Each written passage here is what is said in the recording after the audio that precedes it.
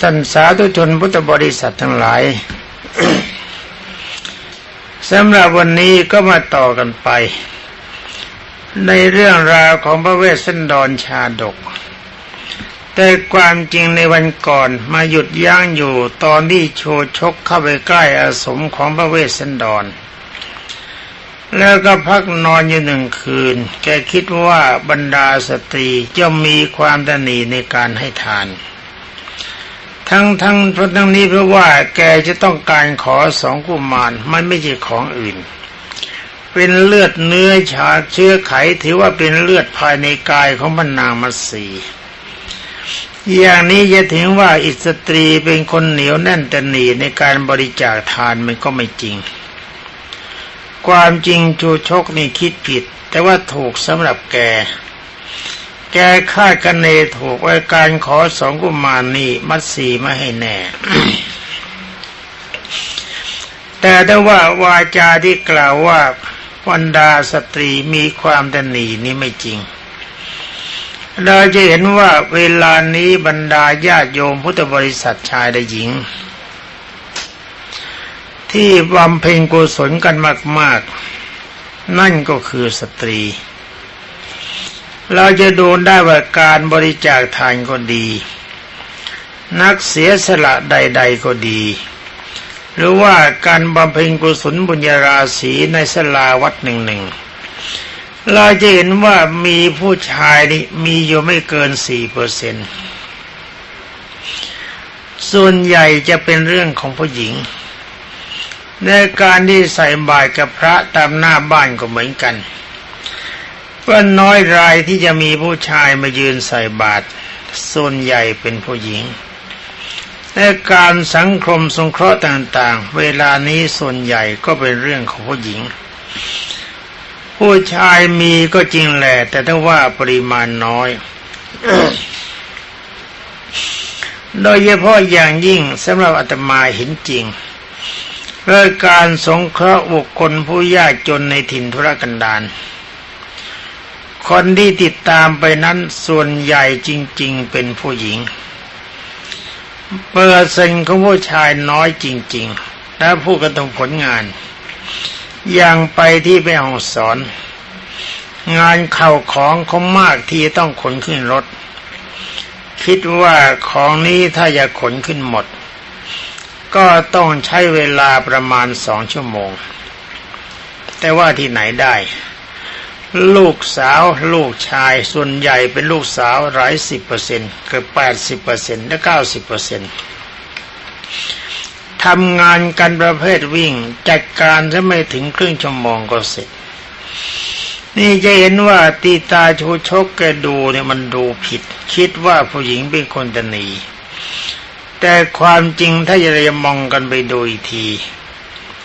ว่าบนสวรรค์ยิ่งกามาวจรสวรรค์นี่เทวดาหนึ่ง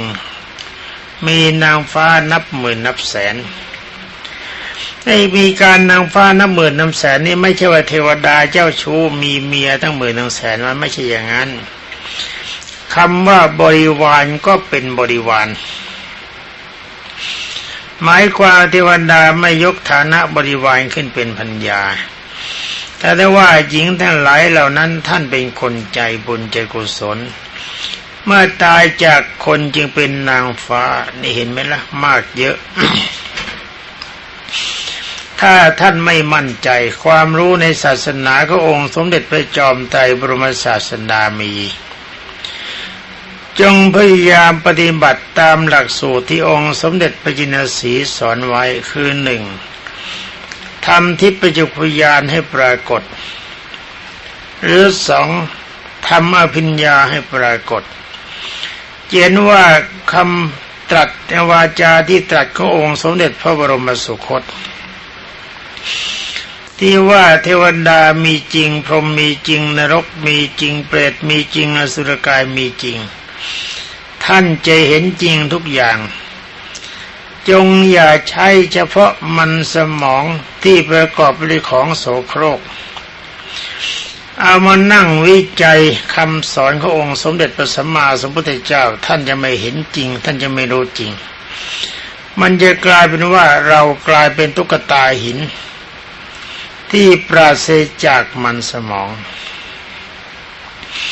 เอาว่ากันต่อไปทิ้งมันแค่นี้ใครอยากสงสัยก็สงสัยไปเป็นนั้นว่าในคืนวันนั้นบรรณามัตสีก็ทรงพระสุบินคือฝันว่ามีผู้ชายคนหนึ่งรูปร่างดำร่างกายกำยำใหญ่โตมากนุ่งผ้ากาสาวพัสแบบพระทัดดอกไม้แดงมือถือดาบบุกรุกเข้ามาในบรรณศาลาแล้วก็จับพระนางทิชดาแล้วก็ฉุดกระชากลากออกมาผลักพระนางให้ล้มนอนหงายลงไปบนแผ่นดินแล้วก็ควักเอาพระเนตรทั้งสองข้างตัดเอาพระพาหาคือแขนซ้ายและแขนขวาแล้วก็ผ่าพระอุระล้วงเอาดวงหทัยคือดวงใจไปเมื่อฝันจบก็ปรากฏว่าพระนางสะดุ้งตื่นตกใจภาวะพระวรกายสั่นด้วยอำนาจของการฝันร้ายจึงได้รีบเสด็จไปหาพระเวสสันดรที่อาสมของพระองค์เพื่อทูลขอให้ช่วยทำนายนี่เป็นนั้นว่าแสดงว่าพระเวสสันดรกับพระนางมัตสีเนี่ยไม่ได้อยู่รวมอาสมเดียวกันนี่คนเขียนหนังสือเนี่ยเขาเขียนแปลกๆทำไมช่วยฤทธิ์เนี่ยชอบฤทธิ์ชอบร้อนช่วยตัดช่วยถอนของจริงออกทั้งนี้ก็น่ากลัวจะไม่แน่ใจเพราะท่านเองถ้าไม่สามารถจะรู้ได้จะเห็นได้ก็เลยคิดว่าหนังสือที่ได้กล่าวไว้เลิศเลยเกินความเป็นจริงเนี่ยมันเป็นอย่างนี้ที่ญาติโยมพุทธบริษัทชายหญิงที่กล่าวมาแล้วว่าพระพุทธศาสนาที่จะเสื่อม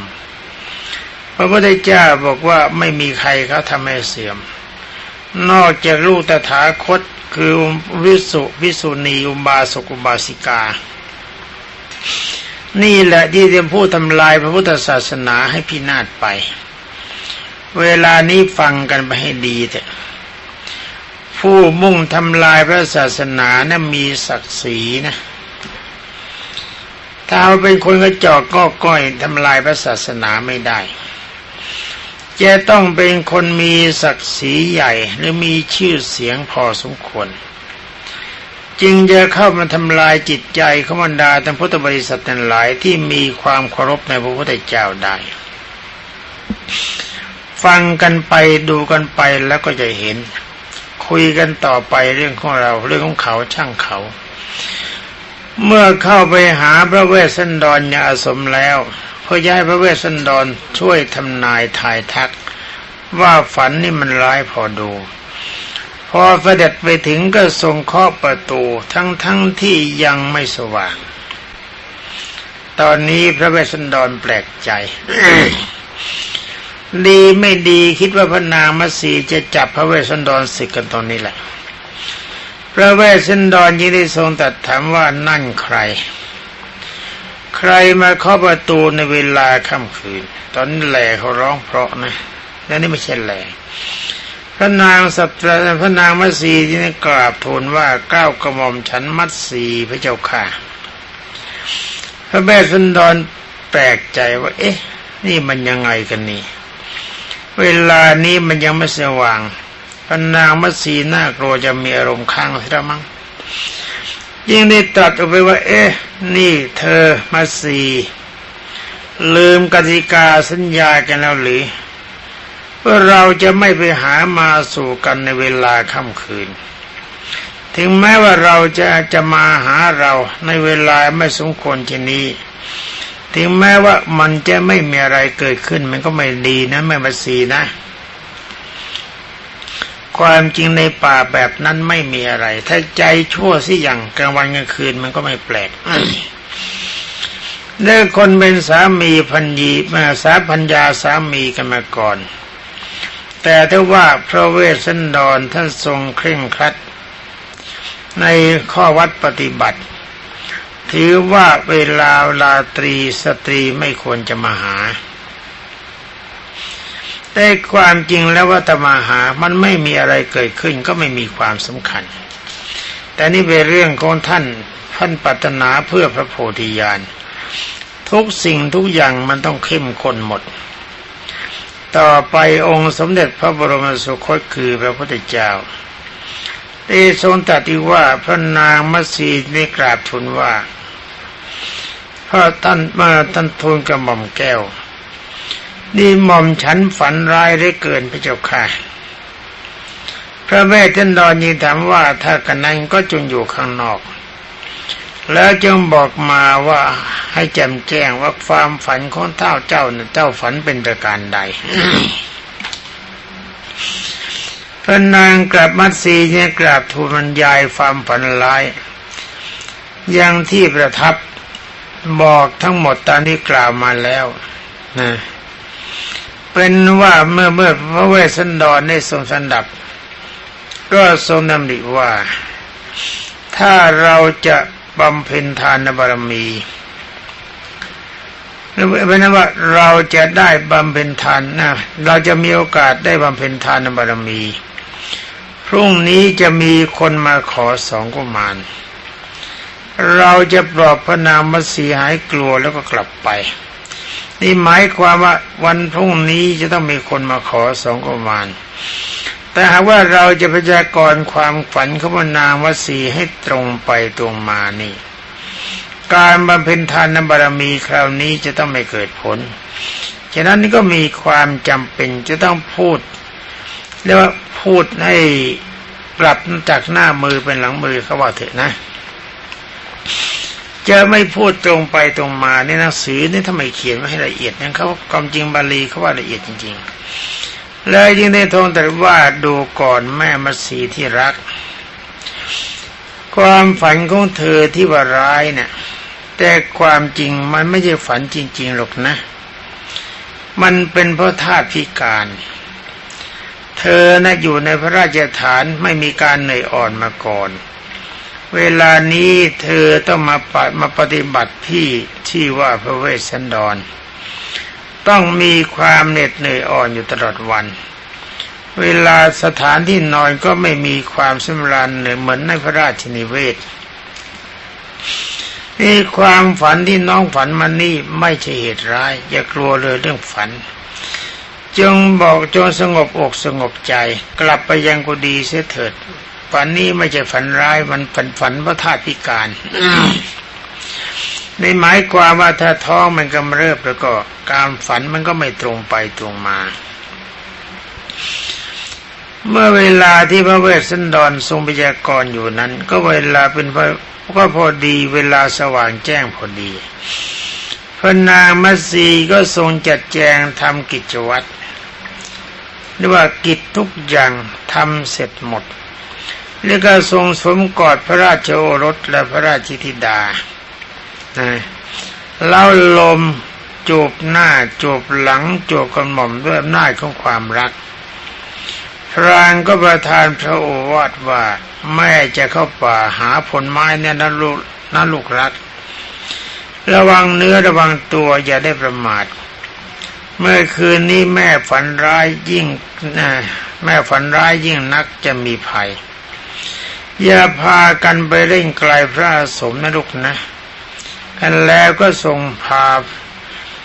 พระราชกุมารทั้ง 2เข้าเฝ้าพระราชสวามีแล้วก็ทูลว่าข้าแต่สมมติเทพขอพระองค์อย่าทรงประมาทอาจจะมีภัยแก่ลูกรักหม่อมฉันวิตกนักว่าจะมีภัยขอได้โปรดกรุณาประทานความปลอดภัยกับลูกของหม่อมฉันด้วยเถิดพระเจ้าค่ะเมื่อตรัสฝากฝังดังนี้แล้วก็ทรงหิ้วกระเช้าแล้วก็ถือเสียมพระเนตรเปี่ยมไปด้วยน้ำอสุชนคือน้ำตาแล้วก็เข้าป่าหาเผือกหามันตำแนวไพรโอ้โห อันนี้เขาเรียกกันอะไรเนาะฝ่ายตาชูชกกันนึกคันเนอยู่ว่าพระนางมัตสีเวลานี้ก็คงจะเสด็จเข้าป่าไปแล้วจะหมอนี่ก็เหลือเกินคอยเวลาแก แกก็รีบออกจากที่พักมุ่งหน้าไปยังอาสมของพระเวสสันดร ซึ่งขณะนั้นพระองค์กำลังเสด็จประทับนั่งอยู่บนแผ่นศิลาพร้อมไปด้วยกุมารทั้งสองพอพระองค์ทอดพระเนตรเห็นชูชกเดินเข้ามาก็ทรงทราบได้ว่าถึงเวลาแล้วที่เราจะได้บำเพ็ญทานบารมีที่ประสงค์ทรงมีพระทัยเบิกบานแล้วก็ตรัสว่าพราหมณ์เอ๋ยเชิญท่านเข้ามาเถิดแล้วก็หันไปตรัสกับพระชาลีหันกลับไปตรัสกับพระชาลีกุมารว่าพ่อชาลีลูกรักโน่นดูเหมือนคนเดินมาลักษณะท่าทางเหมือนจะเป็นพราหมณ์พ่อรู้สึกดีใจลูกจงลงไปต้อนรับแกเข้ามาเถิดพระชาลีกุมารเมื่อได้รับพระบรมราชโองการจากเสด็จพ่อนี่กล่าวว่าหม่อมฉันเลยเห็นแล้วเหมือนกันพระเจ้าค่ะว่าคนนั้นเป็นพราหมณ์ดูเหมือนว่าแกยังมีความต้องการจะมาขออะไรสักอย่างหนึ่งเป็นแน่แกเป็นคนแกก็เป็นแขกของเราแกเป็นแขกของเราแล้วลูกจะออกไปต้อนรับพระเจ้าค่ะตาชูชกเห็นว่าชาลีวิ่งมาก็เดาว่านี่แหละคือราชโอรสของพระเวสสันดรควรที่เราจะข่มขู่ให้รู้จักกลัวเราเสียก่อนแน่มันจะได้ไม่ลำบากในภายหลังพอกุมารเอ่ยคำต้อนรับว่าพ่อพราหมณ์ทรงย่ามทรงบริขารมาเถอะหนูจะช่วยรับแกก็ขู่สำทับด้วยพรุสวาจหยาบนะพรุสประวาจาหยาบแกก็ขู่สำทับด้วยพรุสวาจาว่าไม่ไอ้เด็กน้อยจงหลีกไปจงหลีกไปให้พ้นไปเดี๋ยวนี้อย่ามาขวางหน้าคนเดี๋ยวจะถูกทำร้ายอ่อนแน่แม้แกมาอย่างกับสุนัขกินแตนแล้วกุมารได้สดับดังนั้นก็รู้สึกว่าอีตานี่ช่างหยาบคายเสียจริงๆรูปร่างหรือก็อัปลักษณ์เต็มด้วยบุรุษสะโทษทุกประการไอ้บุรุษสะโทษหมายความร่างกายของคนประเภทนี้มันไม่มีอะไรดีใครคบหาสมาคมแล้วก็มีแต่โทษพลันตาแกก็เข้าไปถึงหน้าพระที่นั่งของพระเวสสันดรแล้วก็กล่าวเป็นคำสมโภชนียกถาว่าข้าแต่พระองค์ผู้ทรงคุณอันประเสริฐพระองค์ทรงเกษมสำราญอยู่ดีหรือพระเจ้าค่ะพระเวสสันดรจึงได้ตรัสว่าดูก่อนพราหมณ์เรามีความสุขสบายดีไม่มีโรคภัยอันตรายใดๆรบกวนเชิญท่านเข้ามาในอาสมของเราเถิดเราขอต้อนรับท่านด้วยความยินดีผลไม้ต่างๆทั้งน้ำผึ้งรสหวานของเราก็มีบริบูรณ์เชิญท่านบริโภคตามความปรารถนาเถิดตั้งแต่เรามาอยู่ป่านี้ยังไม่มีผู้ใดมาถึงที่อยู่เราเลยท่านมีธุระประสงค์สิ่งใดหรือจึงได้มาเป็นแขกคนแรกของเราในสถานที่นี้ เมื่อพระเวสสันดรตรัสจบโชชกก็กราบทูลว่าข้าแต่พระองค์ผู้ทรงพระมหากรุณาธิคุณเกล้ากระหม่อมฉันมาก็เพื่อจะทูลขอสองกุมารทั้งสองขอพระองค์ได้โปรดทรงประทานแก่หม่อมฉันด้วยเถิดพระเจ้าค่ะเอาแล้วแกก็เว้าซื่อๆนะความจริงก็น่านับถือก็เหมือนกันว่าไหนๆจะขอก็ขอกันเลยสำหรับพระเวสสันดรยังได้ทรงตรัสว่าดูก่อนพราหมณ์เอ๋ยเรื่องการบริจาคทานแล้วเราไม่ได้หวั่นไหวเลยเอาเถอะเราจะยอมยกให้แต่ถ้าว่า ขณะนี้พระนางวสีผู้เป็นมารดายังไปหาผลไม้อยู่ในป่ายังไม่กลับถ้าจะกลับก็คงเป็นเวลาเย็นเชิญท่านพักสักหนึ่งราตรีก่อนเถิดนะให้ค้างคืนด้วยเพื่อว่ากุมารทั้งสองจะได้รับการตกแต่งประดับประดาจากพระมารดาก่อนพอรุ่งเช้าแล้วจึงค่อยพาไปนะพอรุ่งเช้าแล้วท่านพราหมณ์จึงค่อยพาเด็กทั้งสองไป เป็นอันว่าเมื่อตาชูชกได้ฟังคำของพระเวสสันดรจึงได้กล่าวว่าข้าแต่ขัตติยฤาษีขัตติยฤาษีหมายว่าฤาษีผู้เป็นกษัตริย์หรือกษัตริย์ผู้เป็นฤาษีนะก้าวกระหม่อมฉันไม่อยากจะพักอยู่ที่นี่ถ้าอยากจะทูลลาไปในบัดนี้เพราะว่าพระมัตสีจะขัดขวางการบริจาคทานเพราะขึ้นชื่อว่าสตรีนี้เป็นอันตรายแก่บุญของทายกและแก่ลาภของผู้จะรับทาน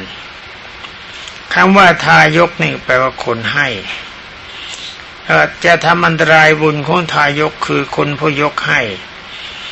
แล้วก็เป็นทำลายลาภของบุคคลผู้รับทานด้วยคือผู้รับ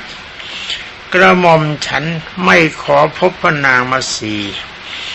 แต่อย่าขอทูลลาไปบัดนี้ขอพระองค์ได้ทรงตรัสเรียกสองกุมารและกุมารีมาให้แก่ข้าพระเจ้าเถิดพระเจ้าค่ะน่ะแกมัดเอาเฉยๆนะอยู่ๆแกก็มัดเอาเลยแกถือเป็นของแกเสร็จแล้วนั่นเป็นอย่างนั้นด้วยนะแปลกๆ คนนี่มันมีความเห็นไม่เสมอกันเป็นว่าในเวลานั้นพระเวสสันดรจึงได้ทรงตรัสว่าถ้าอย่างนั้นก็ขอท่านจงพาสองกุมารตรงไปหาพระเจ้ากรุงสนชัยผู้เป็นอัยกาเท้าเธอได้ทอดพระเนตรเห็นหลานรักสิ่งกำลังช่างพูดน่ารักน่าเอ็นดูก็จะทรงมีพระทัยยินดีและจะพระราชทานทรัพย์แก่ท่านเป็นอันมากขอท่านจงพาไปทางนั้นนะเอาละสิ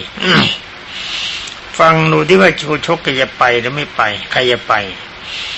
เมื่อชูชกได้สดับพระวาจาของพระเวสสันดรแล้วจึงได้กราบทูลว่าข้าแต่พระราชบุตรผู้ประเสริฐกระหม่อมฉันถ้าทำอย่างนั้นก็คงไม่พ้นพระราชอาทิยา